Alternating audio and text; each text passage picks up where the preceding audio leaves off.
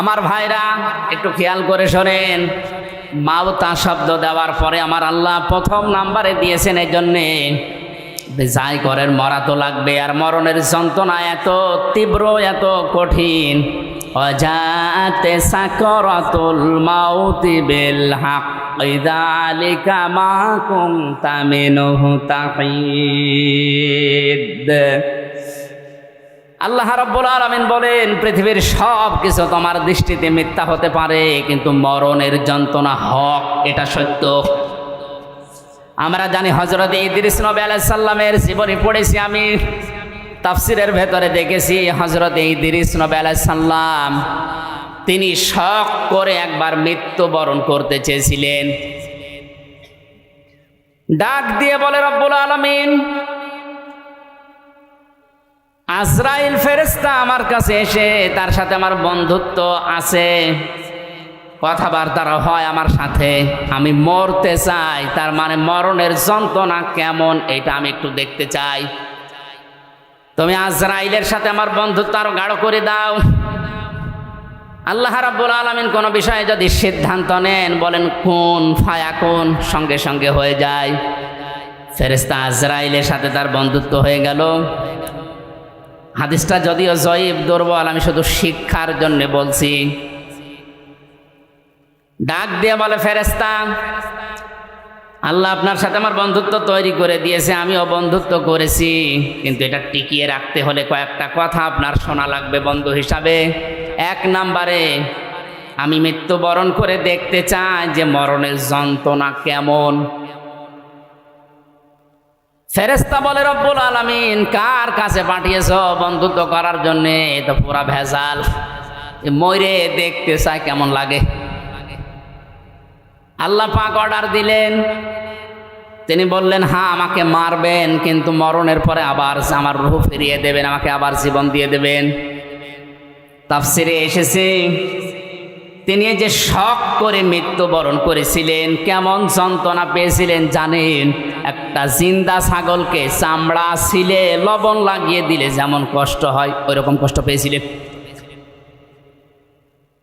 পৃথিবীর সর্বশ্রেষ্ঠ মানুষ যিনি, আল্লাহর পরে যার স্থান, আমাদের নবী মুহাম্মদুর রাসূলুল্লাহ সাল্লাল্লাহু আলাইহি ওয়াসাল্লাম, তিনি ওই মরণের যন্ত্রণা থেকে রেহাই পাননি। বারবার তার শরীর শুকিয়ে যাচ্ছিল, ঘেমে যাচ্ছিল, ঘামগুলো মুছিয়ে দেয় হযরতে ফাতেমা, হযরতে আয়েশা, আবার ঘেমে যান। মরণের যন্ত্রণা যখন শুরু হয়ে গেছে, হযরতে আজরাইল তার দরজায় এসে কড়া নাড়া দিয়েছে। ফাতেমাতুজ জোহরা দরজায় যাবার পরে দেখলেন বিশাল আকৃতির একজন দাঁড়িয়ে আছে। ভয়ে দৌড় দিয়ে বাবার কাছে আসলেন, ডাক দিয়ে বলে, বাবা, এমন একটা মানুষকে দেখলাম জীবনে এর আগে আমি দেখি নাই। এর মাথা আকাশের দিকে, পা জমিনের সাথে, এত উঁচা, এত লম্বা। নবীজি চোখের পানি গড়িয়ে পড়লো, ডাক দিয়ে বলে, মা ফাতেমা, এটা দুনিয়ার কেউ না, এটা তোমাকে এসেছে এতিম বানাতে, এটা ফেরেশতা আজরাইল, আসতে দাও। সালাম দেওয়ার পরে ভেতরে প্রবেশ করলেন। ডাক দিয়ে বলে, ইয়া রাসূলুল্লাহ, আল্লাহ পাক আমাকে পাঠিয়েছেন দুইটা খবর পাঠানোর জন্যে। আপনি যদি যেতে চান আমি নিয়ে যাব, যদি না যেতে চান আপনি থাকতে পারবেন। নবীজি বললেন, আজরাইল, আমি যদি থাকতে চাই কতদিন থাকতে পারবো? ফেরেশতা বলে, হ্যাঁ আপনি যতদিন ইচ্ছা ততদিন থাকতে পারবেন। তারপরে কি? মরা লাগবে। তারপরে কি? কারণ হচ্ছে আল্লাযী খলাকাল মাউতা, আল্লাহ সর্বপ্রথম বানিয়েছেন মউত। আপনি আল্লাহর প্রিয়, আল্লাহর বন্ধু, আল্লাহর দোস্ত, আল্লাহর হাবিব, সব ঠিক আছে, আপনি যতদিন থাকতে ইচ্ছা করেন ততদিন থাকতেও পারবেন, কিন্তু ফাইনাল কথা, মরা লাগবে। নবীজি বললেন, আজরাইল, মরায় যদি লাগে তাহলে নশ্বর দুনিয়ায় থেকে আমার আর লাভ নেই। মহান আল্লাহ যদি আমার অপেক্ষায় অপেক্ষমান থাকে তাহলে আমাকে নিয়ে চলো। আজরাইল বলেন, আমি শুধু হাতটা তার বুকের ওপরে রাখলাম। বিশ্বনবী ডাক দিয়েই বললেন, আজরাইল, তাড়াতাড়ি তোমার হাত আমার বুকের ওপর থেকে সরাও, মনে হচ্ছে উহুদ পাহাড় আমার বুকের ওপরে রেখে দিয়েছো। ও কক্সবাজারবাসী বলেন, যে লোকটা জীবনে কোনোদিন হাত তুলে মোনাজাত করলে আল্লাহ ফেরত দেওয়া দূরের কথা, মনের ভেতরে আকাঙ্ক্ষা আসলে যার দোয়া কবুল হয়ে গেছে। জোহরের নামাজ পড়ছিলেন তিনি বাইতুল মুকাদ্দাসের দিকে, 2 রাকাত নামাজ হবার পরে আকাশের দিকে তাকিয়ে মনের ভেতরে একটা আকাঙ্ক্ষা এসেছে, আল্লাহ 16 থেকে 17 মাস পর্যন্ত আজ এই বাইতুল মুকাদ্দাসের দিকে আমি নামাজ পড়ছি, আমার মনটা খুব বেশি চায় আমি যদি কাবা শরীফের দিকে ঘুরে নামাজ পড়তে পারতাম তাহলে আমার মন আরো তৃপ্ত হয়ে যেত। নামাজের ভেতরে ওহী নাযিল করে দিলেন আল্লাহ পাক, ক্বাদ নারা তাকাল্লুবা ওয়াজহিকা ফিস সামা ফালানুওয়াল্লিয়ান্নাকা কিবলাতান তারদাহা ফাওয়াল্লি ওয়াজহাকা শাতরাল মাসজিদিল হারাম। হে নবী, আপনি আকাশের দিকে মুখ উত্তোলন করেছিলেন, আমি কিন্তু বুঝতে পেরেছি যে আপনার মনে কি চাই। আপনার মন চাই এই 16-17 মাস নামাজ পড়লেন বাইতুল মুকাদ্দাসের দিকে, কাবার দিকে মন চাই নামাজ পড়তে। জোহরের নামাজের বাকি 2 রাকাত আর মুকাদ্দাসের দিকে পড়া লাগবে না, নামাজের ভেতরে আপনি ঘুরে বাকি রাকাত কাবার দিকে পড়েন। এই জন্য এই মসজিদকে কিবলাতাইন বলা হয়, 2 কিবলার মসজিদ। একই নামাজ আল্লাহর নবী 4 রাকাত পড়েছিলেন, 2 রাকাত বাইতুল মুকাদ্দাসে, 2 রাকাত কাবার দিকে। বলেন যে লোকটা শুধু মনের ভেতরে কামনা বাসনা আসলেই কবুল হয়ে যায়, আকাশের তারকা দেখে চাঁদ দেখে হাত আঙ্গুল দিয়ে ইশারা দিলে 2 টুকরা হয়ে যেত। 5 জমিন থেকে তুললে ওটা সঙ্গে সঙ্গে আরশে চলে যেত, এত বড় পাওয়ার ছিল, সম্মান ছিল যার। এই লোকটার মরণের যন্ত্রণা যদি আজরাইলের হাত রাখার পরে এমন তীব্র হয়, আমাদের কিছুই হবে না।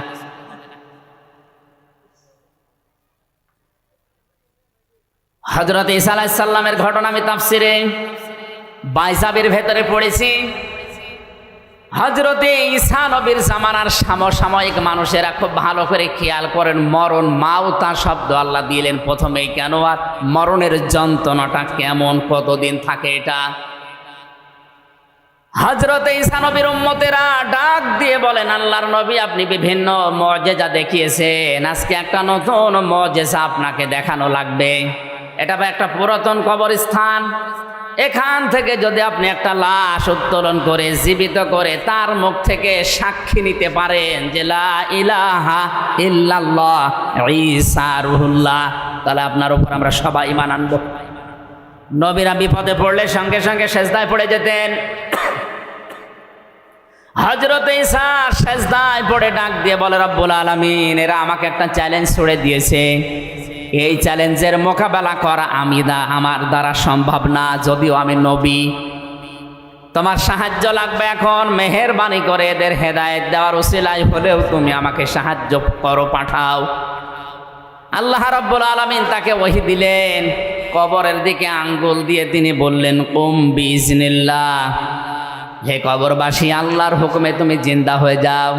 সঙ্গে সঙ্গে কবর থেকে একটা মরা মানুষ জিন্দা হয়ে হযরত ঈসা নবীকে সালাম দিয়েছে। সালাম দেওয়ার সঙ্গে সঙ্গে বললেন, হে আল্লাহর নবী ঈসা রুহুল্লাহ, এ সালাম শুধু আমি আমার পক্ষ থেকে না, আমার বাবার পক্ষ থেকে সালাম আপনি গ্রহণ করেন। হযরত ঈসা আশ্চর্য হয়ে বললেন, আল্লাহর বান্দা, কে তুমি, তোমার পরিচয় কি, আর তোমার বাবাই বাপকে? কবরবাসী ডাক দিয়ে বলেছেন, আল্লাহর নবী ঈসা, আমি আজকের সন্তান না, আজকে থেকে 4500 বছর আগে আমি দুনিয়া থেকে বিদায় নিয়েছি। আমার বাবার নাম হযরতে নূহ আলাইহিস সালাম, আর আমার নাম শাম। আমার বাবা ইন্তেকালের আগে আমাকে জানিয়েছিল যে মরণের পরে তোমাকে 1000 বছর পরে আবার একবার জিন্দা হওয়া লাগবে। জামানার নবী হযরতে ঈসার মুজিজার কারণে এটা আল্লাহ আমাকে জানিয়েছে, এটা তোমাকে আমি ওসিয়ত করলাম। তুমি যেহেতু আবার জিন্দা হবে, এক নবী আর এক নবীর ভাই, এজন্য আমি নূহুর ভাই হযরত ঈসা, আমার ভাই ঈসা যখন তোমাকে জিন্দা করবে ওই সময় তুমি তাকে আমার সালামটা পৌঁছিয়ে দিও।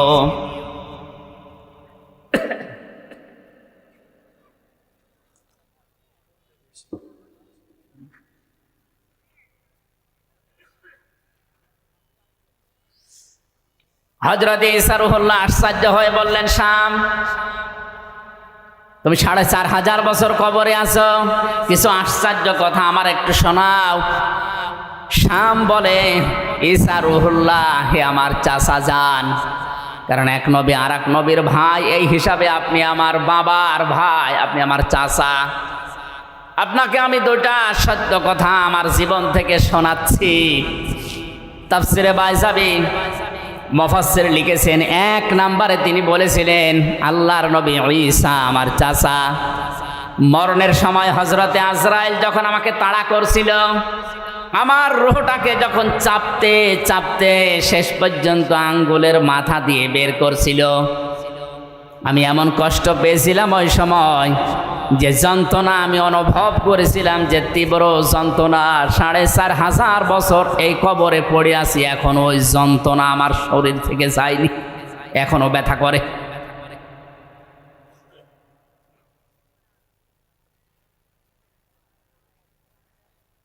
দ্বিতীয় নম্বরে, কবে কিয়ামত হবে আমিও জানি না।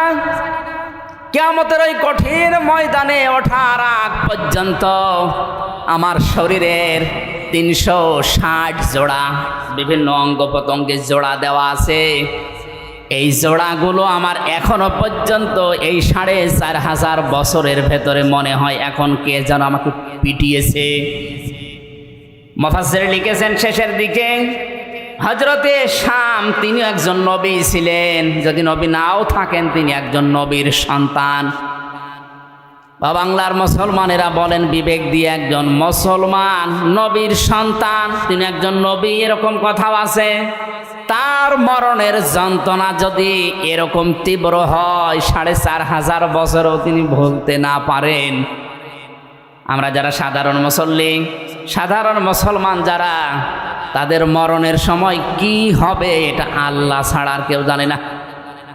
এই জন্য এই মরণের যন্ত্রণা থেকে কেউ যদি রেহাই পেতে চায়, নবীজি ওই সময় আজরাইলকে বলেছিলেন, ভাই মরণের যে যন্ত্রণা সব আমার বুকের ওপরে তুমি এখনই শুরু করে দাও, কিন্তু আমার এতিম উম্মতদেরকে তুমি কিছু বলবা না। আজরাইল বলেছিলেন, না, এটা কথা দিতে পারলাম না, কিন্তু একটা কথা আপনাকে আমি দিতে পারি। কোরআনে কারিমের ৬,৬৬৬টা আয়াতের ভেতরে সূরা বাকারার ২৫৫ নম্বর আয়াত যদি আপনার উম্মতেরা ফরজ নামাজ শেষ করার পরেই পড়ে, আর আয়াতের ভেতরে আল্লাহর 10টা ক্ষমতার কথা আছে। কয়টা বলেন বলেন? এই 10টা ক্ষমতা যদি ওর প্র্যাকটিক্যাল লাইফেও মেনে চলে, আমি আজরাইল কথা দিলাম মরণের সময় ওর কোনো শাস্তি যন্ত্রণা হবে না। মানুষ মায়ের বুকে দুধ খেতে খেতে যেভাবে ঘুমিয়ে যায় বাচ্চারা, ঠিক আমি ওইভাবে ওর জীবন কবজ করব। যে যন্ত্রণা থেকে নবীজি পর্যন্ত রেহাই পেলেন না, হযরতে শাম রেহাই পাননি, কেউ এই যন্ত্রণা থেকে বাদ যায়নি। সেখানে যে ফেরেশতা আজরাইল কবজ করবে জান, সেই যদি বলে যে আমি মাফ করে দেব, শাস্তি দেব না, এই আমলটা করলে শুধুমাত্র ফরজ নামাজের পরে আয়াতুল কুরসিতে 10টা ক্ষমতার কথা আল্লাহর আছে, এটা বিশ্বাস করে মনে প্রাণে প্র্যাকটিক্যাল লাইফে দেখাবেন, আর প্রতি 5 ওয়াক্ত নামাজের পরে একবার করে পড়বেন। আমার মনে হয় মরণের যন্ত্রণা থেকে বাঁচার জন্য এই আয়াতটা আমল করার দরকার আমাদের আছে না নেই? আল হায়াত দিয়েছেন আল্লাহ। হায়াত 5 প্রকার। কয় প্রকার? 1 নাম্বার হায়াত হচ্ছে আলমে আরওয়াহ, রুহের হায়াত বা রুহের জগৎ। সূরা আরাফের 172 নম্বর আয়াতে আল্লাহ এই তথ্যগুলো দিয়েছেন যে আরাফের জগতে, আলমে আরওয়ার জগতে আমাদের সাথে আল্লাহর অঙ্গীকারগুলো কি ছিল, আর আল্লাহর সাথে আমাদের কথোপকথন কি ছিল। 2 নম্বর হায়াত হচ্ছে হায়াত আলমে বতুন, মায়ের পেটের জগৎ, 6 মাস থেকে 10 মাস 10 দিন। এই তথ্য আছে সূরা আহকাফের 15 নম্বর আয়াতে। আল্লাহ রাব্বুল আলামিন বলেন, ওয়াসাইনাল ইনসানা বিওয়ালিদাইহি ইহসানা হামালাতুহু উম্মুহু কুরহা ওয়া ওয়াদাআতুহু কুরহা ওয়া হামলুহু ওয়া ফিসালুহু 30 শাহরা। এই খেয়াল করেন, আপনি খেয়াল করেন বেশি করে। আল্লাহ পাক বলেন, পৃথিবীর যত মানুষ আছে যে ধর্মই পালন করুক না কেন, প্রতিটি মানুষকে আমি আল্লাহ সৃষ্টিকর্তা হিসাবে আদেশ করলাম, নসিহত করলাম, অর্ডার দিলাম, তারা যেন তাদের মা বাবার সাথে ভালো আচরণ করে। এই আচরণ করার দায়িত্ব আল্লাহ দিয়েছেন শুধু মুসলমানদের। বলেন বলেন, যত ধর্মের মানুষ আছে দুনিয়ায়, মানুষ পদবাচ্চে যারা বিবেচিত, এই মানুষের আল্লাহর অর্ডার, সৃষ্টিকর্তার অর্ডার, মা বাবার সাথে ভালো আচরণ করা লাগবে। আপনি যদি দুনিয়ায় রিজিক বাড়াতে চান, আপনার সম্মান বাড়াতে চান, আপনার হায়াত বাড়াতে চান, মা বাবার সাথে ভালো ব্যবহারের কোনো বিকল্প নেই। মা বোন যারা এসেছেন, আপনার স্বামী, আপনি যদি চান সে বেশি দিন বেঁচে থাক, তার সম্মান মর্যাদা দুনিয়ায় আরো বেড়ে যাক, তার রিজিক, তার টাকা পয়সা, তার জমি জায়গা, ব্যাংক ব্যালেন্স, ব্যবসা বাণিজ্য আরো বেশি হোক, তাহলে স্বামীকে বারবার পরামর্শ দেবেন রাতে সবার সময়, স্বামী তুমি আর যাই করো, মা বাবার সাথে আর রক্তের সম্পর্ক যাদের সাথে আছে এগুলো ঠিক রাখো। তো অধিকাংশ স্ত্রী আরো এগুলো নষ্ট করে। এক কথা বলে না কেন? এগুলো যদি নষ্ট করে তাহলে সে কি তার স্বামীর ভালো চায় না অকল্যাণ চায়? ও চাচ্ছে যে আমার স্বামী আরো তাড়াতাড়ি মরে যাক, আমি আর একটা কাজ করব। ওর সম্মান মর্যাদা দরকার নেই, ওর টাকা পয়সা রিজিক আর দরকার নেই। এটা হাদিস। কোন স্বামীর যদি সম্মান মর্যাদা, তার রিজিক, তার হায়াত বেড়ে যাক, এটা স্ত্রী চায়, সে যেন অবশ্যই অবশ্যই পরামর্শ দেয়, স্বামীকে বলে, স্বামী তুমি যাই করো, মা বাবার সাথে ভালো আচরণ করো। আশা করছি মা বোনেরা আমাদের দিকে তাকিয়ে হলেও এটা করবে। যদি না করে বুঝবেন আপনার বউ চায় যে আপনি মরেন। যে স্ত্রীর কারণে আপনি মা বাবার সাথে খারাপ আচরণ করতে বাধ্য হন, আপনার হায়াত কমে যাচ্ছে, আপনার সম্মান মর্যাদা থাকলেও আল্লাহ নষ্ট করে দেবে। আমার মূল কথা ছিল, আল্লাহ পাক বলেন, ব্যাখ্যা দিয়েছি এইটা ভালো ব্যবহার করবা, কারণ হচ্ছে তোমার মা তোমাকে কষ্টের পরে কষ্ট সহ্য করে পেটে বহন করেছে। সালাসোনা শাহরা, 30 মাস। কয় মাস? 30 মাস বহন করে। বলেন বলেন। ওয়া হামলুহু ওয়া ফিসালুহু সালাসোনা শাহরা। এই যে মাঝখানে ওয়া আছে, তোমাকে দুধ পান করিয়েছে, পেটে বহন করিয়েছে, সব মিলে 30 মাস। আমরা জানি মানুষকে দুধ পান করানো লাগে মায়ের স্তন থেকে সর্বনিম্ন 2 বছর।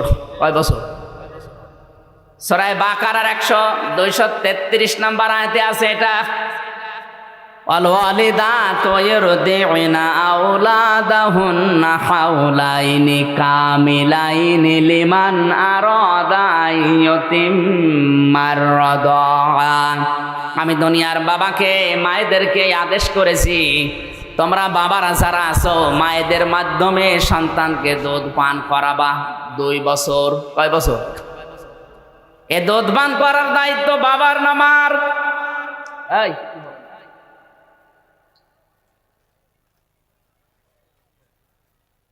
ইরদিউনা আওলাদাহুন্না হাওলাইনি কামিলাইনি ইউতিম্মার রাদা। শব্দটা মোজারে, মুয়ান্নাস না, এটা হচ্ছে মোজাক্কার শব্দ, পুরুষের জন্য আল্লাহ ব্যবহার করেছেন। এই আয়াত দ্বারা বোঝা যায় দুধ পান করার দায়িত্ব বাবার। বাবা টাকা পয়সা খরচ করে হলেও মাকে দিয়ে এই দায়িত্ব পালন করাবে। মা যদি দুধ পান না করায় মায়ের গোনা হবে না। বাবা যদি টাকা পয়সা দিয়ে খরচ করে হলেও সন্তানকে বাঁচিয়ে রাখার জন্য মাকে দিয়ে দুধ পান করায়, এটা বাবার দায়িত্ব। মা দায়িত্বটা পালন করে দেয়, টাকা পয়সা না নিয়ে, এটা আমাদের উপরে এহসান। আমার ভাইরা, আমি এতিম্মার ব্যাখ্যাটা এখন যাচ্ছি না। আমার শব্দটা 2 বছর বাপ চলে গেল, 24 মাস, 30 মাসে আর কয় মাস থাকে বলেন বলেন? মুফাসসিরিন ইকরাম লিখেছেন একটা মানুষকে কমপক্ষে মায়ের পেটে থাকা লাগবে সর্বনিম্ন 6 মাস। বিজ্ঞানে আয়াত গবেষণা করে জানিয়েছে 6 মাসের আগে কোনো সন্তান যদি দুনিয়ায় আসে, ওটা তার বাবার বৈধ সন্তান না, ওইটা হচ্ছে অন্য বাবার দেওয়া। বলে ওইটা কি? জারুদ। বলেন না কেন? বলেন বলেন। সূরা কলমের 13 থেকে 17 পর্যন্ত এখানে প্রায় 13টা গুণ, 9টা গুণ আছে। যারা যারো সন্তান দুনিয়ায়, এদের 9টা গুণ আল্লাহ এখানে দিয়েছে। পৃথিবীতে যারা যারো সন্তান, তাদের 9টা গুণাবলী আছে। 1 নম্বরে গুণাবলী, এরা কোরআন বিরোধী। বাংলাদেশ সমাজ, বিশ্বে যারা সত্যি সত্যিই কোরআনের আলোচনা বিরোধী, কোরআন বিরোধী, এদের জন্ম আল্লাহ ছাড়া আর কেউ জানে না।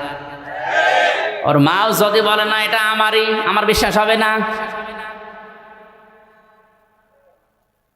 এজন্য আপনার জন্ম হয়তো ঠিক আছে, কোরআনের বিরুদ্ধে যে নিজের জন্ম খারাপ করবেন, এমন কপাল পোড়া আপনি হবেন। আপনি থেমে যান। মায়ের পেটের ভেতরে এই জন্য 6 মাস থাকাই লাগবে। এক একটা শব্দে লক্ষ লক্ষ কথা আছে, আমি খুব তাড়াতাড়ি সংক্ষেপ করছি। 3 নম্বরে আলমে দুনিয়া, এই যে জগতে আমরা আছি, 60, 70, 80 বছরের হায়াত। 4 নম্বরে আলমে বারজাখ, কবরের জগৎ। 5 নম্বরে আলমে আখেরাত, আখেরাতের ওই জগৎ। আল্লাহ পাক বলেন, হামাও তার হায়াত বানিয়ে দুনিয়ায় পাঠিয়েছি খেলা করার জন্য না। লিয়াবলুয়াকুম আইয়ুকুম আহসানু আমালা, আমি দেখতে চাই তোমাদের ভেতরে কে ভালো কাজ করে আসতে পারো। আল্লাহ কিন্তু বেশি কাজ চাননি, তিনি চেয়েছেন ভালো কাজ। কি কাজ? এজন্য আমাদের হায়াত আর মওত বানানোর উদ্দেশ্য আল্লাহর, যেহেতু ভালো কাজ আমাদের কাছে চান। ভালো কাজ করার জন্য 4টা শর্ত লাগে। কয়টা? বলেন বলেন। 1 নম্বরে ভালো কাজের শর্ত হচ্ছে ওর ভেতরে ইখলাস লাগবে। 2 নম্বরে নিয়ত করা লাগবে, খাঁটি খালেস নিয়ত হওয়া লাগবে। 3 নম্বরে ধৈর্য থাকা লাগবে। 4 নম্বরে ওই কাজ করতে হলে আপনাকে ইলম অর্জন করা লাগবে, জ্ঞান লাগবে।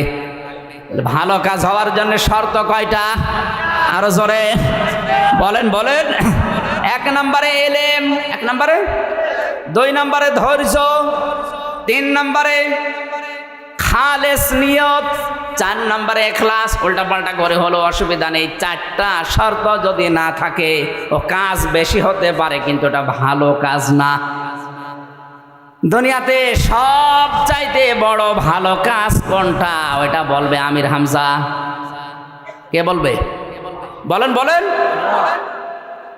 আল্লাহ রাব্বুল আলামিন সব চাইতে ভালো কাজ কোনটা, ওইটা কোরআনে কারিমে জানিয়েছে। আমি এক কথায় বলছি, ইয়া আইয়ুহাল্লাযীনা আমানু হাল আদুল্লুকুম আলা তিজারাতিন তুনজিকুম মিন আযাবিন আলীম। ইমানদারেরা, তোমাদেরকে আমি একটা ব্যবসার কথা দালালাত করব না, বলে দেব না, যে ব্যবসা করলে জাহান্নামের আগুন থেকে তোমরা মুক্ত হয়ে যাবে। তো উমিনুনা বিল্লাহি ওয়া রাসূলিহি ওয়া তুজাহিদুনা ফি সাবিলিল্লাহ বিআমওয়ালিকুম ওয়া আনফুসিকুম। এ পর্যন্তই শেষ। একটু ভালো করে খেয়াল করবেন, ভালো কাজ কোনটা? ওইটাকে আমির হামজা বলছে না আল্লাহ বলছে? তোমরা বিশ্বাস করবে আল্লাহর প্রতি, রাসূলের প্রতি, আর এই বিশ্বাসের দাবি অনুযায়ী জান আর মাল দিয়ে আল্লাহর দ্বীনকে জমিনে কায়েম করার জন্য জিহাদ করা লাগবে। এটা ভালো কাজ। কে বলছেন? যালিকুম খায়রুল লাকুম, এইটাই ভালো কাজ। এটাই বলেন বলেন, এইটাই ভালো কাজ। আল্লাহ রাসূলকে আমরা যারা বিশ্বাস করি, এই দাবি অনুযায়ী জান আর মাল যাদের আছে, আমাদের একটাই টার্গেট হওয়া লাগবে, কি করে আল্লাহর জমিনে আল্লাহর দিন কায়েম হয়। এইটাই ভালো কাজ। ইন কুনতুম তা'লামুন, যদি তোমরা জানো। আল্লাহ পর্যন্ত বলে শেষ করে দেননি। আল্লাহ রাব্বুল আলামিন বলেন হুয়াল আজিজুল গফুর, আমি কিন্তু আজিজ, আমি গফুর। আজিজ কাদের জন্যে আর গফুর কাদের জন্যে? আজিজ হচ্ছে আমি আল্লাহ তাদের জন্যে যারা এই ভালো কাজটা শোনার পরেও দুনিয়ায় করে না, তাদের জন্য আমি শক্তিশালী, আমি মহাশক্তিধর। তারা আমার শক্তি সম্পর্কে জানে না। তাদের রক্তের ভেতরে 5 প্রকার ক্যান্সার আমি আল্লাহ দিতে পারি, যে কোনো এক প্রকার লাগিয়ে দিলে ওর বাহাদুরি শেষ হয়ে যায়।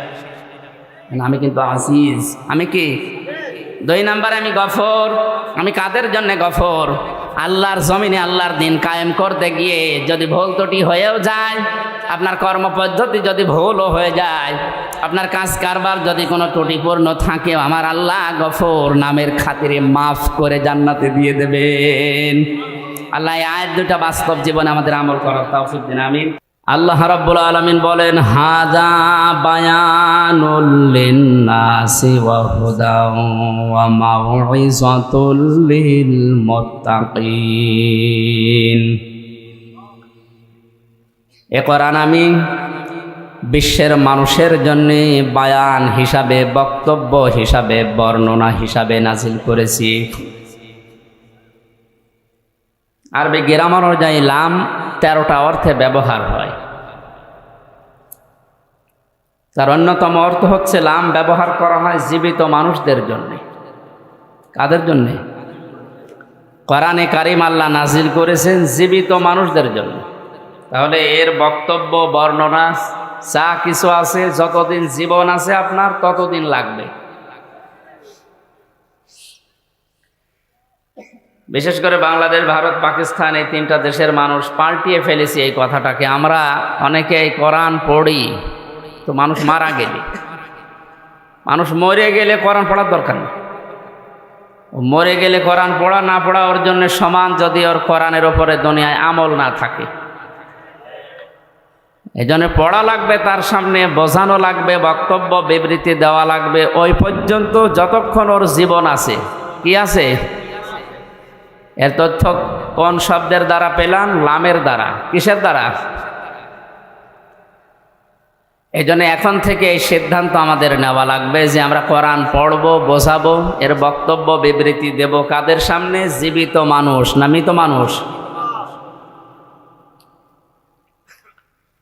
হে নবী, কোরআনকে আমি বর্ণনা, বক্তব্য, উপদেশ হিসাবে জীবিত মানুষদের জন্য দিয়েছি। এর ভেতরে 2টা জিনিস আছে, অবদান, পথ নির্দেশিকা আছে, মাউইযাতুন, উপদেশ আছে তাদের জন্য, লিল মুত্তাকিন, যারা ভদ্রলোক, যারা তাকওয়া অবলম্বন করেছে, যারা আল্লাহকে ভয় করে চলে। কোরআনের উপদেশ কাজে লাগবে তাদের, কোরআনের পথ নির্দেশিকা মেনে নেবে তারা, যারা আল্লাহর ভাষায় ভদ্রলোক। কি লোক? আমরা জানি শয়তান ভদ্র না অভদ্র? বলেন বলেন। হযরত আদম নবীকে আল্লাহ যখন সৃষ্টি করলেন, 60 হাত লম্বা, 36 থেকে 40 হাত প্রায় মোটা, সেজদা দিতে বলেছিলেন। ফেরেশতারা সবাই এক বাক্যে রাজি ছিল। রাজি ছিল না শুধুমাত্র ইবলিস, শয়তান। ওর 950 বছর ইবাদতের কারণে আল্লাহর উপরে খুশি ছিলেন। শেষ পর্যন্ত গোলামত বানিয়ে বলেছিলেন শুধু মাথাটা নিচু করো, এইটাই সেজদা হিসাবে ধরে নেওয়া হবে। ও মাথা না দিয়ে আগে লাগিয়েছে পা। আল্লাহর কাছে আর্গুমেন্ট পেশ করে বলেছিল, আনা খায়রুম মিনহু খালাকতানি মিন নার ওয়া খালাকতাহু মিন তিন। তুমি আমাকে আগুন দিয়ে বানিয়েছো আর ওইটা বানিয়েছো মাটি দিয়ে। আগুনের কাজ উপরের দিকে যাওয়া, মাটির কাজ নিচের দিকে যাওয়া। শয়তান সর্বপ্রথমেই অহংকার করেছিল ক্ষমতা।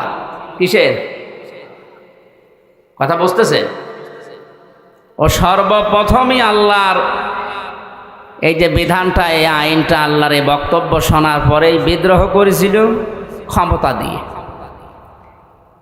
যে আমার ভেতরে পাওয়ার আছে, শক্তি আছে, আমি জ্বালিয়ে দিতে পারি, কিন্তু ও মাটি, ওর ভেতরে কিছু নেই, ও পড়ে থাকে। এই আয়াত থেকে তাফসির কারক যারা মুফাসসিরিন ইকরাম ব্যাখ্যায় লিখেছেন, ক্ষমতার অহংকার দুনিয়ায় যদি কেউ করে, শক্তি হোক, টাকা পয়সা হোক, পাওয়ার হোক, যে কোনো ক্ষমতার অহংকার যদি কেউ করে, সেও আল্লাহর কাছে শয়তান হয়ে যায়। যেন আমরা এই কাজ যেন কেউ না করি, আমরা যেন বিরত থাকি। আল্লাহ আমাদের তৌফিক দিন, আমিন। আল্লাহর উপদেশ, আল্লাহর ওয়াজ, আল্লাহর পথ নির্দেশিকা গ্রহণ করেনি শয়তান। আজকে জীবিত মানুষদের সামনে আমরা কোরআনে কারীম তেলাওয়াত করেছি, সূরা মুলকের 2টা আয়াত। তাফসীরুল কোরআন মাহফিল এখানে লেখা, আমি তাফসীর আকারে কথা বলবো ইনশাআল্লাহ। তাফসীর শব্দের শাব্দিক অর্থ খুলে ফেলা, উন্মুক্ত করা, আবরণ ফেলে দেওয়া। আপনি সভাপতির বাড়িতে যেয়ে যদি ডাক দেন যে সভাপতি সাহেব বাড়িতে আছেন, ওনার ছোট্ট একটা বাচ্চা বেরিয়ে এসে বলছে, আঙ্কেল আমার বাবা বাড়ি নেই, ঢাকায় গেছে, আপনার পরিচয় দেন, আসলে বলবো।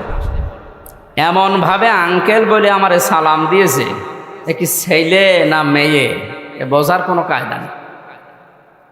এখন যদি নাম জিজ্ঞাসা করি তাও আমি ধোকা খাবো, কারণ এখন আমরা তো ডিজিটাল নাম রাখি, এমন নাম রাখি যে ছেলের নামও যা, মেয়ের নামও তাই। যে কয়েকদিন আগে ভোটে দাঁড়িয়েছিল না মাহিয়া মাহি, যে মাহি এই শব্দটা ছেলের নামও রাখে মানুষ, মেয়ের নামও রাখে। মাহিয়া মাহি মহিলা আর মাহি বি চৌধুরী পুরুষ মানুষ। এখন নাম বললে তো বুঝবেন না এটা আম্মু না আব্বু, ছেলে না মেয়ে বোঝার জন্য যেটা করা লাগবে, ওর পায়জামা বা প্যান্ট এটা খুলে ফেলা লাগবে। আপনি হাসতেছেন না, না খুললে আপনি বুঝবেন, কারণ চেহারার কাটিং, চুল যেভাবে কাটে, ও বোঝার উপায় নেই যে কোন কাটিং এটা। তাহলে বাস্তবতা এখানে একটু বসিয়ে দেন।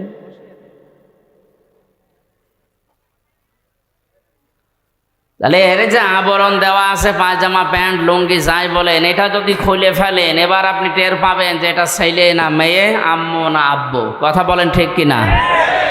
কোরআনে কারীম জীবিত মানুষদের সামনে ব্যাখ্যা, বিশ্লেষণ, তাফসির যদি করা হয়, তাফসির মানে খুলে ফেলা। আমাদের ভেতরে শিরিক, বেদাত, কুফরি, জুলুমের রোগ দিয়ে, জুলুমের আবরণ দিয়ে যারা নিজেদের পরিবার, সমাজ, রাষ্ট্রকে ঢেকে রাখেন, কোরআনের তাফসির করলে আবরণগুলো খুলে যায়। দেশের মানুষ দেখতে পায় এটা হচ্ছে শিরিককারী, এটা জুলুমকারী, এটা কুফরি, এটা বেদাতকারী। এই জন্যে ইসালে সওয়াব সহ বিভিন্ন অনুষ্ঠান যেগুলো হয় 63 দিন ব্যাপী, কোনো সমস্যা নেই। খালি ঝামেলা হয় তাফসিরুল কোরআন মাহফিল লিখলে, কারণ জানে যে তাফসির মাহফিল করলে আমি যে শিরিকের, যে জুলুমের, যে কুফরের আবরণ দিয়ে ঢেকে অন্তত চলাফেরা করছে, এ খুলে যাবে। মানুষ তখন বুঝবে এই তো 2 নম্বর, এই জন্য ঝামেলা। আপনারা এটা না লিখে ওয়াজ মাহফিল লিখে দিতেন, আল্লাহ কোরআনে যে ওয়াজগুলো দিয়েছেন আমরা ওয়াজ করতাম। তাফসিরুল কোরআন মাহফিল লিখেছেন, সুতরাং আমাকে এই পোস্টার অনুযায়ী অন্তত তাফসির করা লাগছে। আল্লাহ যেন আমাকে তৌফিক দেন, হেদায়েতমূলক কিছু কথা বলার, আপনাদেরকে শোনার তৌফিক দেন। জোরে বলেন আমিন। আমরা নবীর একটা হাদিস পড়েছিলাম, বিশ্ব নবী বলেন, কেউ যদি তার নিজের ঈমানকে পরিপূর্ণ করে নিতে চায়, কিয়ামতে সবচাইতে বেশি কাজে লাগবে যেটা, তার নাম ঈমান। তার নাম কি? আমাদের ঈমানকে যদি আমরা কমপ্লিট করে, পুরাপুরি করে আল্লাহর কাছে যেতে চাই, 4টা কাজ দুনিয়ায় করা লাগবে। কয়টা কাজ? আপনি মিলান তো, আপনি ঈমান পরিপূর্ণ করার জন্য এই 4টা কাজ করছেন কিনা। আন আবি উমামা রাদিয়াল্লাহু তাআলা আনহু قال قال النبي صلى الله عليه وسلم من أحب لله وأبغض لله ومنع لله وأطاع لله فقد استكمل الإيمان। 2টা হাদিসে আছে, বুখারী শরীফ, ইবনে মাজাহ শরীফ। আমি কথা ঘন্টাখানিক বলবো, কিন্তু শিক্ষামূলক কথা যেহেতু একটু চিন্তা ভাবনা নিয়ে শুনবেন। আর যেটা শুনবেন ওই মুহূর্ত থেকে যেন বাস্তব জীবনে প্র্যাকটিক্যাল লাইফে আমল করতে পারি, এই নিয়ত করে শুনবেন। এইটাই যদি রাজি থাকেন তাহলে হাত তোলেন, লিল্লাহে তাকবীর। অনেকে হাত তোলেনি, ঠিক আছে, অসুবিধা নেই। না মানলে আমি আর কি করব। বলিল হাক্কু মির রাব্বিকুম ফামান শাআ ফালিয়াকুম ওয়া মান শাআ ফালিয়াকফুর। হে নবী, আপনি হক কথাগুলো বলেন, যার ইচ্ছা হয় সে মানুষ, যার ইচ্ছা হয় সে কুফরি করুক। ইন্না আতাদনা লিয-যালিমিনা নারা, জালেমদের জন্য আমি আগুন তৈরি করে রেখেছি। সুতরাং আমার দায়িত্ব হচ্ছে সঠিক কথাগুলো সঠিকভাবে তুলে ধরা, আর আপনার দায়িত্ব হচ্ছে ওই কথাগুলো নিয়ে বাড়ি যেয়ে চিন্তা ভাবনা করা। লাস্তা আলাইহিম বিমুসাইতির, হে নবী, আপনাকে আমি দারোগা পুলিশ করে দুনিয়ায় পাঠাইনি যে মানুষ পিটিয়ে হেদায়েত করা লাগবে, অত দরকার নেই। আমার যতটুকু দায়িত্ব আছে আমি পৌঁছিয়ে দেব। সেই কুষ্টিয়া থেকে এসেছি কোরআনের দাওয়াত নিয়ে হেদায়েতমূলক কথা বলতে। আল্লাহ কপালে যদি হেদায়েত দিয়ে থাকেন আপনি ধন্য। আর যদি আপনার মন মানসিকতা কোরআন থেকে হেদায়েত নেওয়ার মতো না থাকে, আল্লাহ জোর করে আপনাকে আল্লাহর ওলি বানাবে, আল্লাহর অত দায় পড়ে। বিশরে হাফি আবুল বাশারের কথা আমি পড়েছি ইতিহাসে। লোকটা মদখোর ছিল, জেনা ব্যভিচার করে বেড়াত, বন্ধুদের সাথে যাচ্ছিল। হঠাৎ বিসমিল্লাহির রহমানির রহিম লেখা একটা কাগজ পেয়েছে। কাগজটা হাতে নিয়েই বারবার চমা খায়, শুধু আরবি লেখা। এই কারণে বন্ধুদেরকে ডাক দিয়ে বললেন, যাও তোমরা মদের আড্ডাখানায় যাও, ফার্স্ট কোয়ার্টারে যাও, আজকে আমি আর যাব না। দৌড় দিয়ে বাড়িতে গিয়ে মাকে ডাক দিয়ে বলে, মা দেখেন তো এই কাগজের ভেতরে কার নাম লেখা, আমি তো পড়তে পারি না। মনে হচ্ছে আরবিতে লেখা। মা কোরআনে কারিম পড়তে পারত। কাগজ হাতে নিয়ে দেখে লেখা বিসমিল্লাহির রহমানির রহিম। 19টা অক্ষর আছে আয়াতের ভেতরে। কোন মানুষ যদি সওয়াবের নিয়তে একবার বিসমিল্লাহ পড়ে 190টা নাকি আল্লাহর সঙ্গে সঙ্গে লিখে দেন। আমাদের সম্পর্ক বিসমিল্লাহর সাথে। কিসের সাথে? বিসমিল্লাহর বাইরে যদি কারো সম্পর্ক থাকে, আপনি তার সাথে সম্পর্ক রাখলে মরবেন।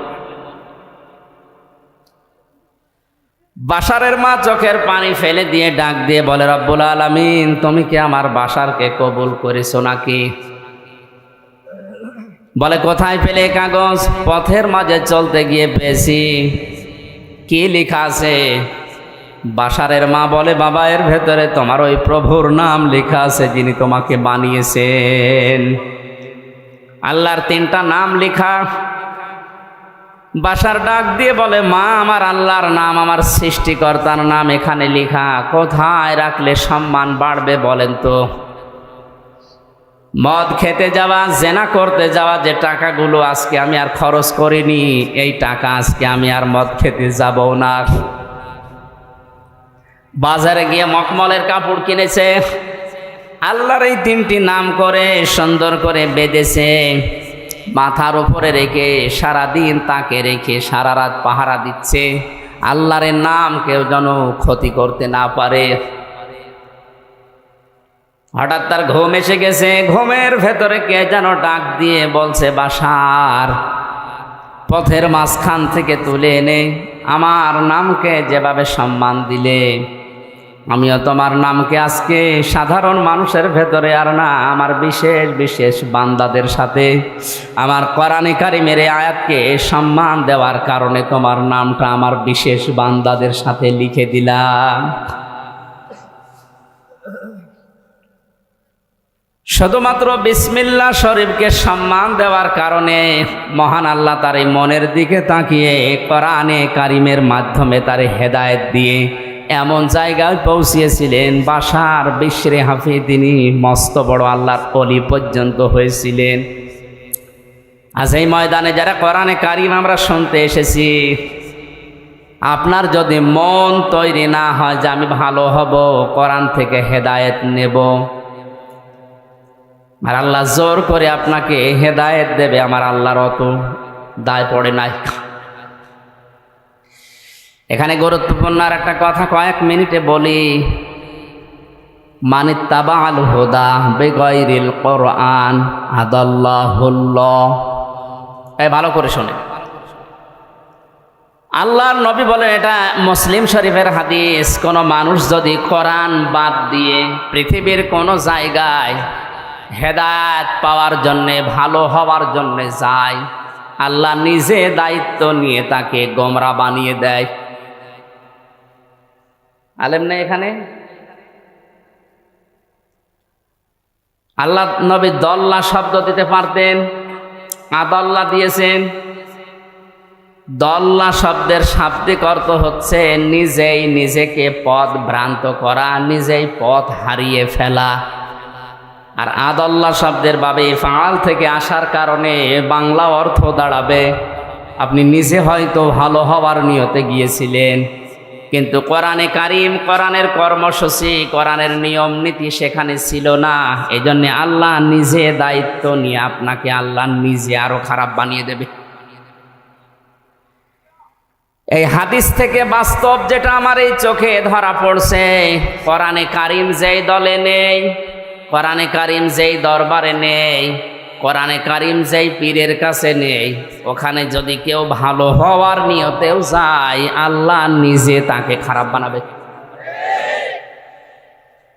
এই জন্যে আদাল্লা শব্দ দিয়েছে। হেদায়েত দেওয়ার একচ্ছত্র মালিকানা নবীজির। কার? বলেন বলেন।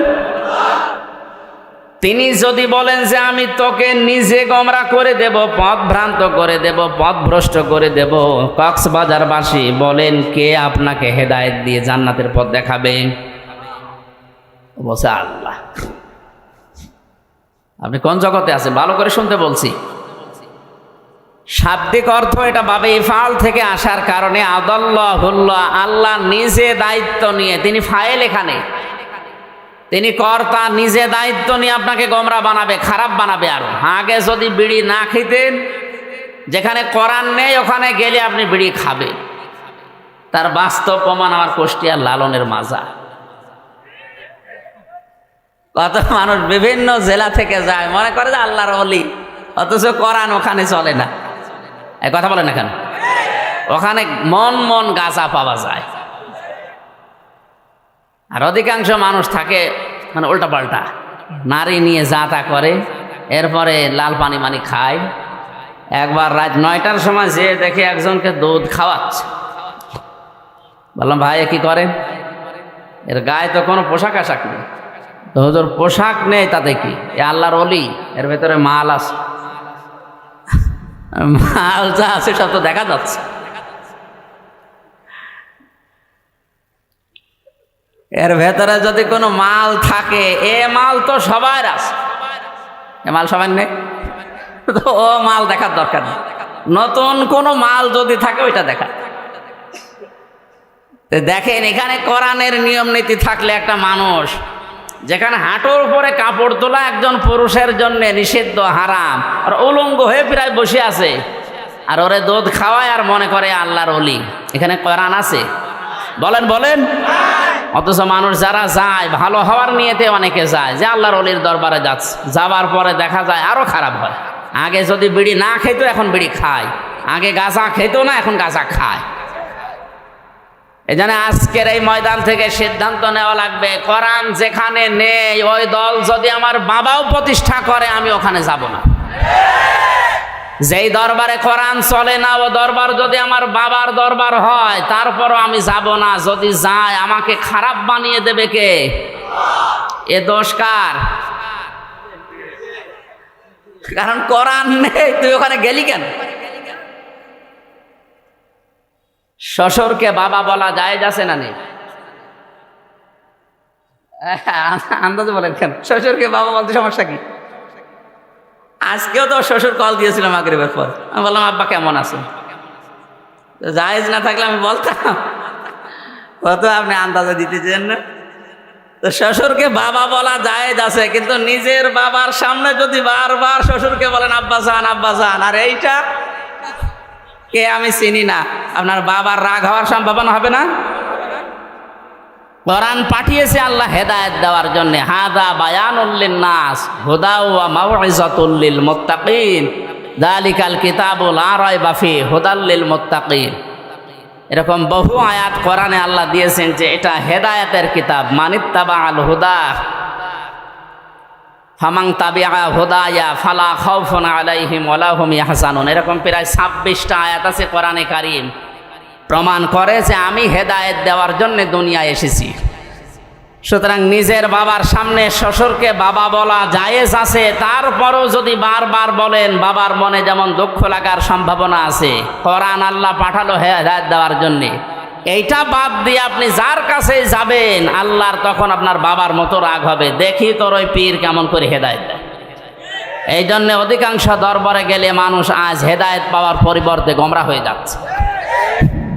চট্টগ্রামের মরহুম আব্দুল জব্বারের দরবারে গেলে সন্তানমণি কোরআন তুলে দিত যে কোরআন পড়ো আল্লাহকে পেয়ে যাবে। ফরফরা শরীফের যারা পুরাতন পীর ছিল সেখানে গেলে মানুষ আগে বলতো যে কোরআন শরীফ তুলে দিলাম আল্লাহকে পেয়ে যাবেন, যান। এখন অধিকাংশ দরবারে আর কোরআন তুলে দেয় না, দেয় কি বিভিন্ন নামের জিকির দেয়। আল্লাহর নামে জিকির দিলেও তাও সঠিকটা দিলে হয়, সুবহানাল্লাহ, আলহামদুলিল্লাহ, লা ইলাহা ইল্লাল্লাহ, আল্লাহু আকবার, এগুলো দেয় না। এমন জিকির দেয় ও কোরআনেও নেই হাদিসেও নেই, সব বানিয়েছে। এই হো হো বলেও জিকির আছে, সব চিটারি। এই দরবার টিকিয়ে রাখার জন্য নতুন নতুন করে একটা জিকির আবিষ্কার করে। এই ব্রাহ্মণবাড়িয়ার এই লাইনে কিছু মানুষ আছে, এবার আর একটা জিকির আরম্ভ করেছে, এর নাম নাই, নিতে পারলাম না, কি জিকির শুরু করেছে দেখেন। সূরা আরাফের 181 নম্বর আয়াতটা বলছি, বাড়ি যেয়ে যারা এই সমস্ত জায়গায় যান একটু মিলানি আয়াত। ওয়ালিল্লাহিল আসমাউল হুসনা ফাদউহু বিহা ওয়া দারুল লাযিনা ইলহিদুনা ফি আসমাই সাইয়ুজজাউনা মা কানু ইয়ামালুন। জোরে বলেন আল্লাহু আকবার। আল্লাহ পাক বলেন আমার অনেক সুন্দর সুন্দর নাম আছে, যে নামে পারো আমি আল্লাহকে ডাকো। আপনি ইয়া রহমান বলে ডাক দেন, অসুবিধা নেই। ইয়া খালেক বলে ডাক দেন, অসুবিধা নেই। কিন্তু সাবধান, আমি আল্লাহর নামকে উলট পালট করে এলহাদ করে আমার নামকে পরিবর্ধন করে কাটছাট করে তোমরা ডেকো না। কে বলছেন বলে তো? আল্লাহর এই ওয়াজ শোনার পরেও যদি কেউ হো হো ইয়ালি বাবা, শালি বাবা, বিভিন্ন বাবার নামে জিকির করে, ও হেদায়েত পাওয়ার পরিবর্তে আল্লাহ ওরে নিজে আরো গোমরা করে দেবে। সুতরাং সিদ্ধান্ত যদি নিতে পারেন যে আজকের তাফসীর থেকে যেটা শুনবো আমি মেনে নেব, তাহলে কোরআন আপনাকে পথ দেখাতে পারে। সে ক্ষমতা কোরআনের আছে না? কোরআনে ক্ষমতা নেই? আর যদি আপনার এরকম সিদ্ধান্ত হয় যা শুনি এক কান দিয়ে শোনো আর এক কান দিয়ে বের করে দেব, কিয়ামত পর্যন্ত এখানে ওয়াজ হলেও আপনার কিছু হবে না। এরকম ওয়াজ শোনার জন্য এসেছেন না? আমরা ইমানকে যেহেতু পরিপূর্ণ করে নিতে চাই, কয়টা কথা বলেছিলাম? জবান খুলে বলেন কয়টা? খুব ভালো করে মিলান, আপনার ইমান আসলে পরিপূর্ণ হচ্ছে না, আরো ইমান ধ্বংস হয়ে যাচ্ছে। আল্লাহর নবী বলেন মান আহাব্বা লিল্লাহ, কেউ যদি তার ইমানকে পরিপূর্ণ করে নিতে চায়, সে যাকে ভালোবাসবে সেটা যেন আল্লাহর জন্য বাসে, দুনিয়ার কোনো স্বার্থ পাওয়ার জন্য না, দুনিয়ায় কোনো নামের জন্য না, ভাইরাল হওয়ার জন্য না। সে শুধু ভালোবাসবে কাউকে। কার জন্যে? আমাদের আজ এইটা কিন্তু দিন দিন কমে যাচ্ছে। আমরা আল্লাহর জন্য কাউকে ভালোবাসতে পারছি না। ওয়াবগাদা লিল্লাহ, কাউকে যদি কেউ ঘৃণা করে, কাউকে যদি কেউ ছেড়ে দিতে চায়, সে যেন অবশ্যই আল্লাহর জন্য ছেড়ে দেয়। আপনি যদি কোনো মানুষকে ছেড়ে দিতে চান, বন্ধুত্ব ছিল 20 বছরের, এখন আর রাখতে পারছেন না, দেখবেন এই লোকটা আল্লাহ রাসূলের বিরুদ্ধে গেছে, এই জন্যে আমি আর ওর সাথে নেই। আজ 50 বছরে দলে আছি, কিন্তু এখন দেখি এটা কোরআন হাদিসের বাইরে। যদি ঈমান পরিপূর্ণ করে নিতে চান, এই মুহূর্তে আপনাকে তালাক দেওয়া লাগবে। ওয়া তাআ লিল্লাহ, কাউকে কিছু যদি দেন, দান করেন, হাদিয়াও দেন, এটা শুধু আল্লাহর জন্য দেওয়া লাগবে। আজ আমরা অনেক কিছু দিতেছি, দান করছি, কিন্তু সব দলীয়করণ এই লাইনে চলে গেছে।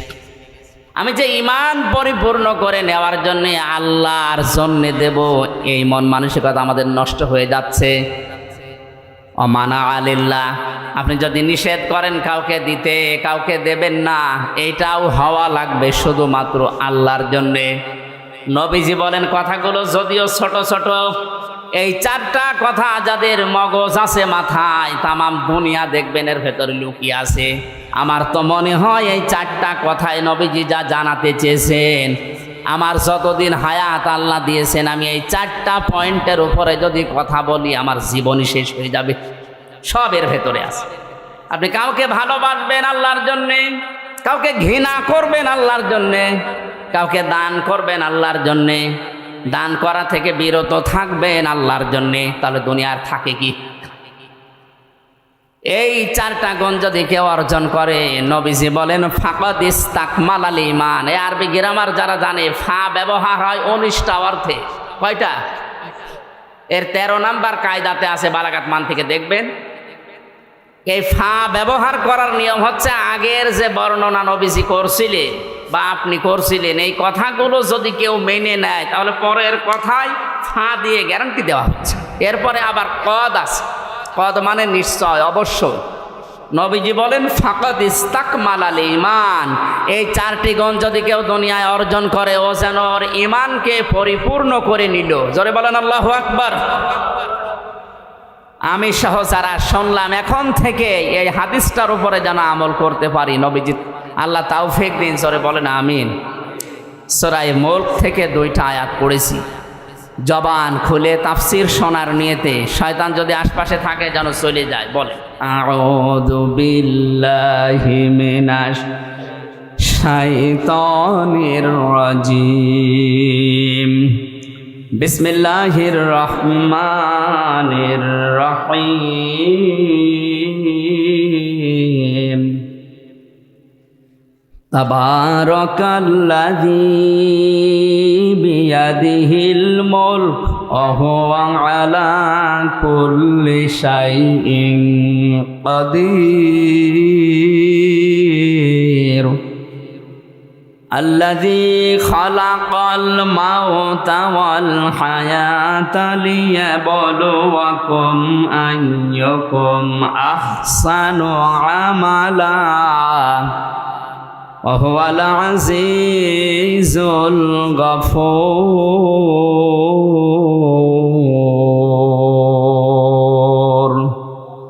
সাদাকাল্লাহুল আযীম। সূরা মুলক কোন সূরা? বলেন বলেন। মুলক শব্দের শাব্দিক অর্থ বলার দরকার নেই, এ ঝামেলা। আমরা সূরার অর্থের দিকে যাচ্ছি।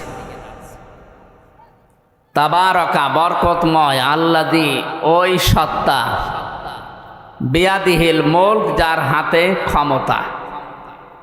এই আয়াত পড়লে এই সূরাটার ভেতরে 30টা আয়াত আছে। কয়টা?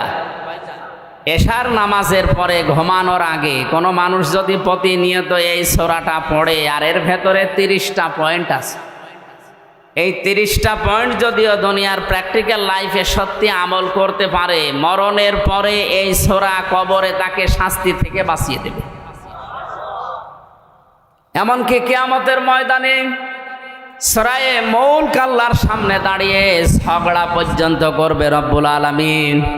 তোমার এই বান্দা তার প্র্যাকটিক্যাল লাইফে আমাকে আমল করেছিল, আমাকে কাজে পরিণত করেছিল, সুতরাং আমি তোমাকে বলছি তোমার এই বান্দাকে তুমি মাফ করে দাও, নয়তো তোমার কোরআন থেকে আমারে কেটে বাদ দিয়ে দাও।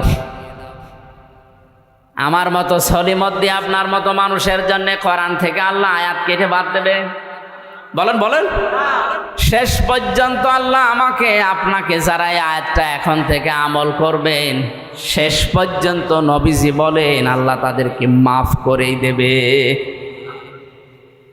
কি আছে এই সূরার ভেতরে? যেহেতু 30টা আয়াত আমরা 2টা পড়েছি, অন্তত 2টা পর্যন্ত দেখি কি আছে। বরকতশালী করুণাময় ওই আল্লাহ যার হাতে রাজত্ব ক্ষমতা, এটা যদি কেউ বিশ্বাস করে সে জীবনেও একথা আর বলতে পারবে না ক্ষমতার উৎস জনগণ। তাকে কথা বলা লাগবে, মুখেও বলা লাগবে, বিশ্বাসও করা লাগবে এ ক্ষমতার একচ্ছত্র মালিকানা আল্লাহর। তাবারাকা শব্দ দিয়ে আল্লাহ আয়াত শুরু করলেন কেন? যতগুলো তাফসীর আমি দেখেছি মুফাসসিরিন ইকরাম জানিয়েছেন, যত রকমের দোষ দুনিয়ার মানুষ আল্লাহকে দিতে পারে, সব দোষ থেকে, সব আয়েব থেকে আমার আল্লাহ নিজেকে আগেই মুক্ত ঘোষণা করছেন। পৃথিবীর অনেকে আল্লাহর নামে দোষ দিয়েছে, আল্লাহর সন্তান আছে, এই জন্য আল্লাহ তাদেরকে কাফের ঘোষণা দিয়েছে, তারা খ্রিস্টান। অনেকে আল্লাহর স্ত্রী আছে, আল্লাহর পুত্র আছে, এ কথা বলার কারণে আল্লাহ তাদেরকেও কাফের বলে ঘোষণা দিয়েছে, তারা ইহুদি। আজ মুসলমান নামধারী অনেকের ভেতরেই এই ধারণা বদ্ধমূল হয়ে আছে। ইহুদি খ্রিস্টানরা সরাসরি আল্লাহকে সন্তান স্ত্রী আছে এই দোষ দেয়। ওরা নামধারী মুসলমানেরা হয়তো আল্লাহর সন্তান আছে স্ত্রী আছে এ কথা বলি না, কিন্তু বলি আল্লাহর সাথে আমার বাবাও আছে। কবরে যে লোকটা শুয়ে আছে এর উপরে এত বেশি বিশ্বাস করে মানুষ, মনে হয় আল্লাহ ওর থেকে অনুমতি নিয়ে তারপরে কোনো কাজ করবে। যে সমস্ত বিষয়ে মানুষ আল্লাহর সাথে শিরিক করতে পারে, তাকে দোষ দিতে পারে, সব রকমের অক্ষমতা, দুর্বলতা, সব রকমের দোষ থেকে, আয়েব থেকে আমার আল্লাহ নিজেকে মুক্ত ঘোষণা দেওয়ার পরেই এমন একটা শব্দ দিয়েছেন, বিয়াদিহিল মুলক, আমি আল্লাহর কুদরতি হাতে দুনিয়ার সব ক্ষমতা। হুয়া আলা কুল্লি শাইইন কাদির, সব কিছুর ওপরে আমি আল্লাহরই ক্ষমতা চলে। আপনার এই 3.5 হাত বডি, এইটার উপরেও আপনার ক্ষমতা চলে না। আপনার নাক আপনার কথা শোনে না, আপনার এই হাতও আপনার কথা মতো চলে না। বলেন কেমন করে পায়খানায় যান? যে যদি বলেন আমি কিন্তু এ দেশের মন্ত্রী, কোনো দুর্গন্ধ যেন আমার নাকে না আসে, নাক বলবে বেটা যদি বাঁচতে চাস আগে আমার চেপে ধর। কথা বলছেন কেন? নাকও আপনার কথা শোনে না। আপনার শরীরের অঙ্গ প্রত্যঙ্গগুলোই তো শুনছে না। এমনকি কিয়ামতের ওই কঠিন ময়দানে এই অঙ্গ প্রত্যঙ্গ যারা আল্লাহর আইনের বিরুদ্ধে ব্যবহার করেছে, এগুলো তাদের বিরুদ্ধে সাক্ষ্য হয়ে দাঁড়াবে। জোরে বলেন নাউজুবিল্লাহ। আল্লাহ রাব্বুল আলামিন বলেন, আল-ইয়াওমা নাখতিমু আলা আফওয়াহিহিম ওয়া তুকাল্লিমুনা আইদিহিম ওয়া তাশহাদু আরজুলুহুম বিমা কানু ইয়াকসিবুন। সূরা ইয়াসিনের 65 নম্বর আয়াতে আছে, কিয়ামতের দিন আল্লাহ মানুষের মুখের উপরে মোহর লাগিয়ে দেবে, সেলাই করে দেবে। হাত আল্লাহর সাথে কথা বলবে। আইদিহিম দিয়ে আল্লাহ শুধুমাত্র এই হাত বোঝাননি, হাত মানে বিভিন্ন রকমের হাত দুনিয়ায় মানুষের চলতে গেলে থাকে। কথা বলেন না, কত রকমের হাত দুনিয়াতে আপনি ব্যবহার করেন। কেউ এই হাত ব্যবহার করছে, কেউ টাকা পয়সার হাত ব্যবহার করে, কেউ ক্ষমতার হাত ব্যবহার করে। দুনিয়ায় যে হাত ব্যবহার করে আপনি আল্লাহর বিরুদ্ধে, মানবতার বিরুদ্ধে অবস্থান নিয়েছিলেন, কিয়ামতের দিন ওই হাতগুলো আপনাকে আল্লাহর বিরুদ্ধে সাক্ষী দেওয়ার জন্য, আপনার বিরুদ্ধে আল্লাহর কাছে সাক্ষী দেওয়ার জন্য দাঁড়াবে।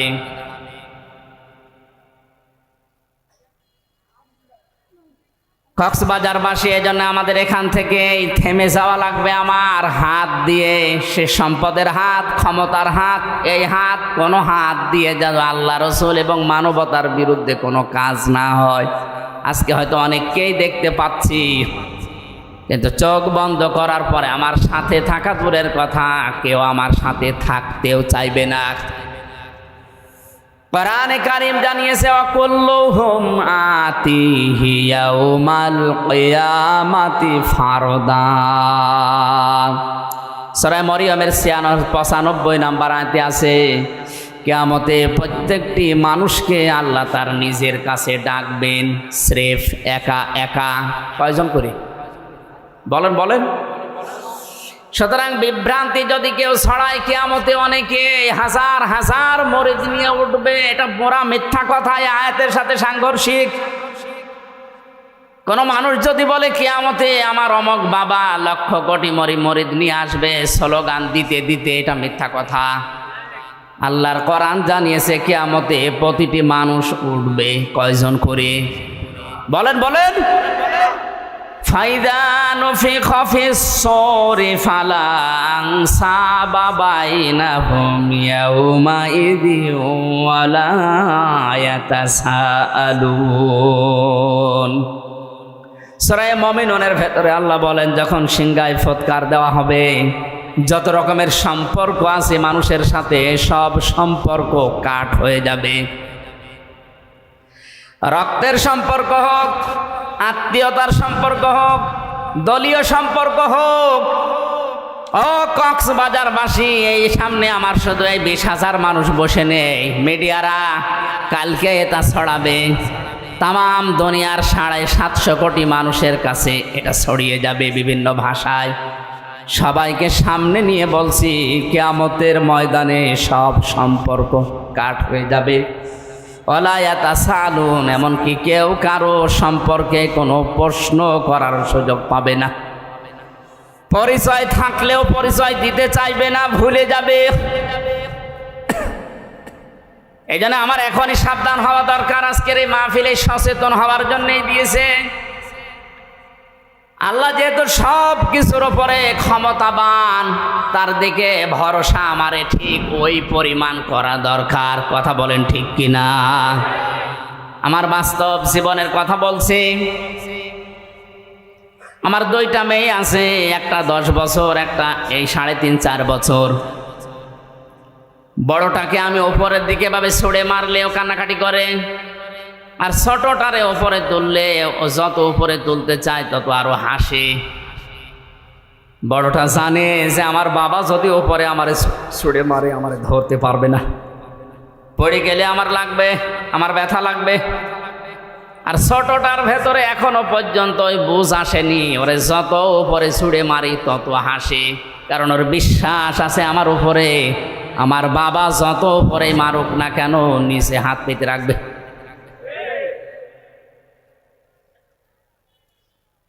এই যে আলা করলে সাজ্জিন কাদির, সব কিছুর উপরে আল্লাহর ক্ষমতা চলে। আল্লাহর উপরে তাহলে কিভাবে ভরসা করা দরকার? আমার মেয়ে ফারিহা জান্নাতের মতো ভরসা আমার উপরে যেভাবে করে, ওই ভরসাও এখন আমাদের আল্লাহর উপরে নেই। আল্লাহ রাব্বুল আলামিন এতক্ষণ তার ক্ষমতার কথা, ভরসার কথা, দোষ ত্রুটির মুক্তির কথা বলছিলেন। এই যে বিয়াদিহিল মুলকের ভেতরে লক্ষ লক্ষ কথা তাফসিরে আছে, হঠাৎ করে আল্লাহ আলোচনার ধরন পাল্টিয়ে ফেললেন। তার ক্ষমতার কথা, নির্দোষের কথা, পূত পবিত্রর কথা, এগুলো বলতে বলতে আল্লাহ সব পাল্টিয়ে আলোচনার ধরন পাল্টিয়ে দিয়ে বললেন এবার মানুষের জীবন এবং মৃত্যু সংক্রান্ত ভয়ঙ্কর 2টা তথ্য আল্লাহ দিয়েছেন। জবান খুলে বলেন আল্লাযী খালাকাল মাউতা ওয়াল হায়াতা লিয়াবলুয়াকুম আইয়ুকুম আহসানু আমালা ওয়াল আজিজুল গফুর। আজকে নতুন একটা তথ্য এই আয়াত থেকে আপনাদেরকে শোনাবো। শেষের দিকে একটু তাফসীর শেষ হোক।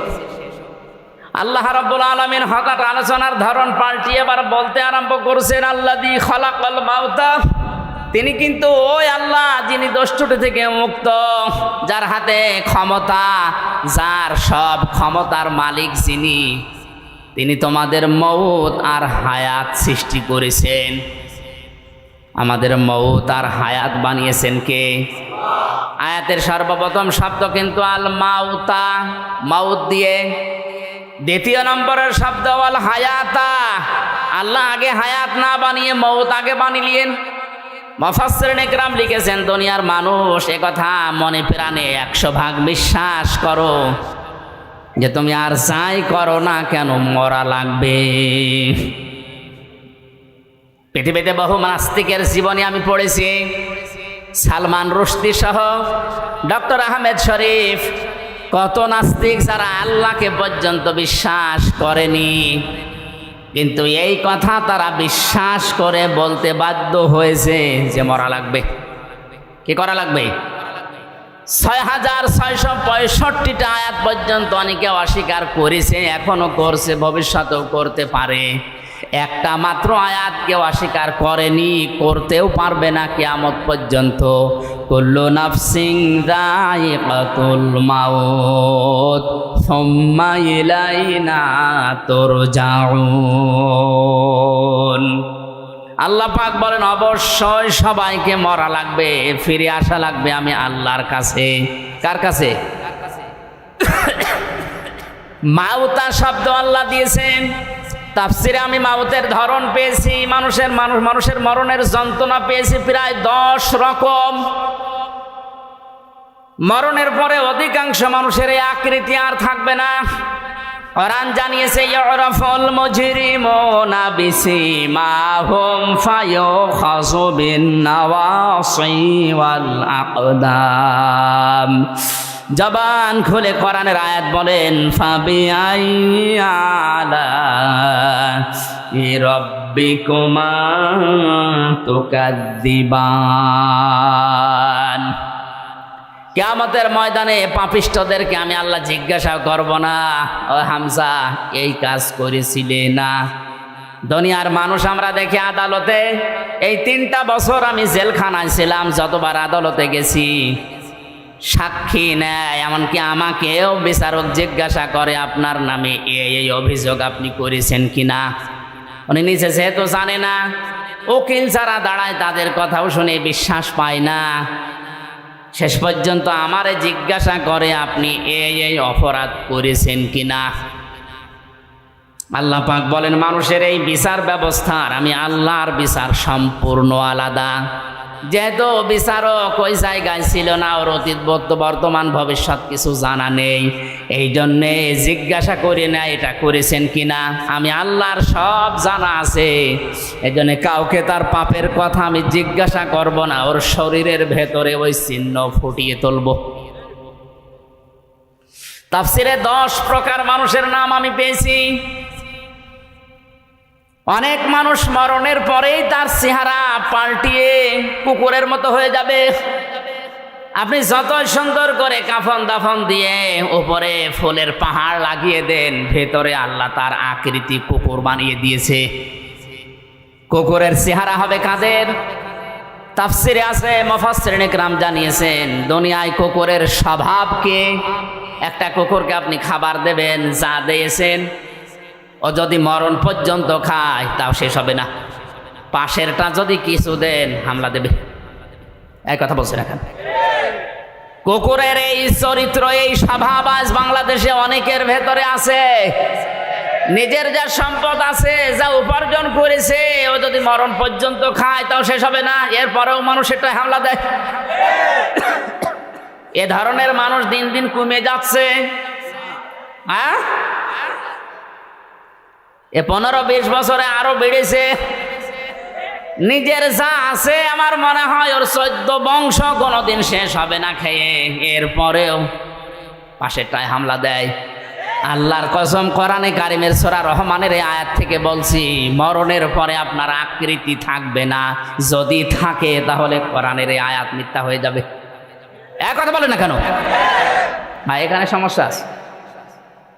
এই যে ইউটিউবার যারা আছে, এই যে ভিডিও করছে, এই কথাটা মনে হয় কাট করে কালকে ছেড়ে দেবে যে হুজুর কোরআন মিথ্যা হয়ে যাবে, এই কথা আমি এটা বললাম।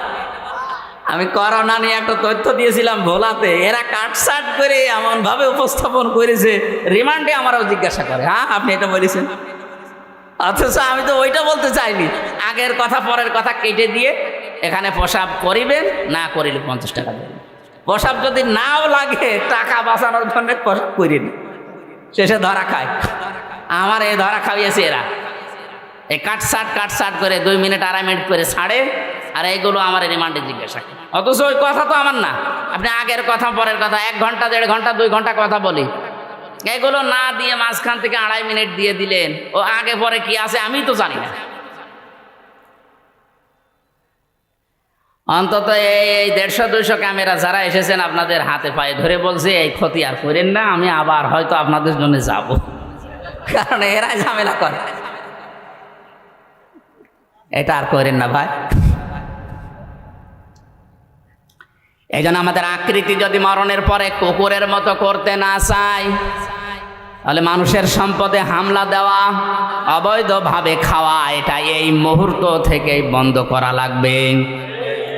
কিছু মানুষের আকৃতি হবে সাপের মতো, সর্পের মতো।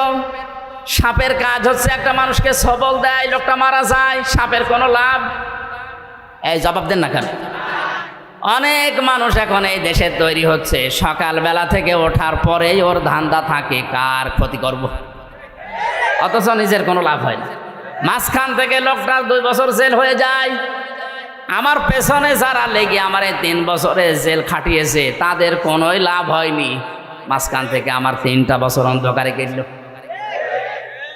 আমার স্ত্রী সন্তান কষ্ট পেয়েছে, আমার বাবা মা কষ্ট পেয়েছে, তাদের কি হলো? তারা হ্যাঁ টাকা পয়সা কিছু পেয়েছে, ওইটা আমি নাই বললাম, তারা আর কি লাভ হলো? এই মানুষগুলো যদি আমার কাছে স্বীকার না করে, স্বীকার মানে তওবা করা, স্বীকার মানে কি? আমার কাছে মাফ চাওয়া, স্বীকার করা, তওবা করা, এটা যদি দুনিয়ায় জীবদ্দশায় এটা না করে আমার এই 3টা বছর যারা নষ্ট করেছে ওইভাবেই মারা যায়, আল্লাহর কসম এদের আকৃতি কিয়ামতের দিন আমার এই ক্ষতি করার কারণে সাপের মতো হবে। দেখলে আমি বুঝবো যে এই তো সেই লোক।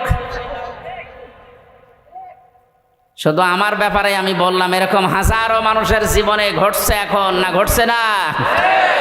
আকৃতি যদি ঠিক রাখতে চান, এই সুন্দর চেহারা আপনার থাকবে না। 3 নম্বরে কিছু মানুষের আকার হবে শূকরের মতো। কিসের মতো? শূকর দেখবেন নিজের বউ, ছেলে মেয়ে, বেটার বউ সব নিয়ে যায়, একটা অনুষ্ঠানে যায়, কোনো জায়গায় যে নিজে বসে বসে এক জায়গায় থাকে, আর ওগুলো সব কচু খেতে ছেড়ে দেয়। কার সাথে কি করছে আল্লাহ ছাড়া কেউ জানে না। কত মানুষের চরিত্র আজ তাকান, নিজের বউ যদি সুন্দর হয় দিশাই পায় না করবে কি, আরো সুন্দর করে সাজায়, মানুষকে দেখায় যে জিনিস আমার আছে, জিনিস আছে, আপনি নিজে দেখেন, মানুষ দিয়ে দেখানোর দরকার কি? বউ সুন্দরী যার, এগুলো যদি দেখানোর মতো জিনিস হতো, এই যে কোরআন শরীফ আমি হাতে নিয়ে বলছে আমারটা আমি সত্যি আগে দেখাতাম। আপনার যদি আমার বউ একেবারে কম সুন্দর তা না। রিমান্ডে একটা কথা বলতে নেই, রিমান্ডে আমার বিয়ের একটা ছবি ছিল মোবাইলে, ছবি উল্টাতে বলছে হ্যাঁ হুজুর আপনার এই মোবাইলে পূর্ণিমার ছবি। পূর্ণিমা মানে পূর্ণিমা আমি কোথায় পাবো? এই যে এটা আমার বউ। হ্যাঁ হুজুর এত সুন্দর বউ কি করে পাইল? এই বউ দাঁড়ান তুলে নিয়ে আসবো। এই শেষ পর্যন্ত আরো ঘটনা যা ঘটার ঘটেছে। সম্মানিত ভাইরা, বউ দেখানোর জিনিস না, এটা দেখার জিনিস।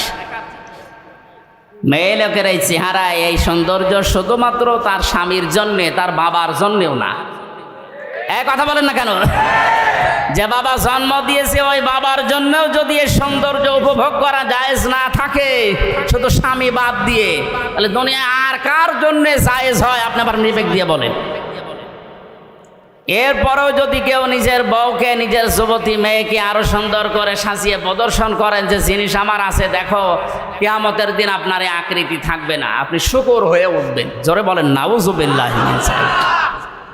কত মানুষ আল্লাহওয়ালা দেখতে মনে হয়, নামাজ পড়ে, তাহাজ্জুদের নামাজ পর্যন্ত পড়ে, কিন্তু বাড়িতে এই পর্দার ব্যাপারে উদাসীন, কিছু মনেও করে না। আমার জেলাতে একবার ম্যাট্রিক পরীক্ষা দিতে নিয়ে যাবে মেয়েকে, এই 16 বছর 17 বছর বয়স এরকম যুবতী মেয়েকে ম্যাট্রিক পরীক্ষা দেওয়ার জন্য বাবা এই ভ্যানের পেছনে বসে ঘোমটা দিয়ে তসবিহ নিয়ে আল্লাহ আল্লাহ করছে, আর মেয়েকে সামনে বসিয়েছে। আমি মোটরসাইকেল নিয়ে সামনে দিয়ে যাচ্ছিলাম, ডাক দিয়ে বলছে মুরব্বী এইভাবে আছেন একেবারে সব কিছু ঢেকে? বলছে বাবাজি দিনকাল ভালো না, কার মেয়ের দিকে নজর দেয় বলা যায় না, এই জন্য আমি আল্লাহ আল্লাহ করছি। সামনে এটাকে বলছে আমার মেয়ে পরীক্ষা দিতে যাচ্ছে, তা আপনি সামনে ক্ষেপণাস্ত্র ফিট করে রেখেছি আর পড়ছেন সুবহান আল্লাহ আলহামদুলিল্লাহ আল্লাহ, এ কাজ হবে?